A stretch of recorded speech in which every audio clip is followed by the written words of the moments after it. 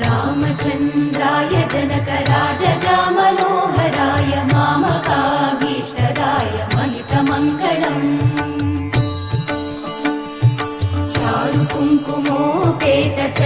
चारुकुङ्कुमोपेतचन्दनानुचर्चिताय हारकटकशोभिताय भूरिमङ्गलम्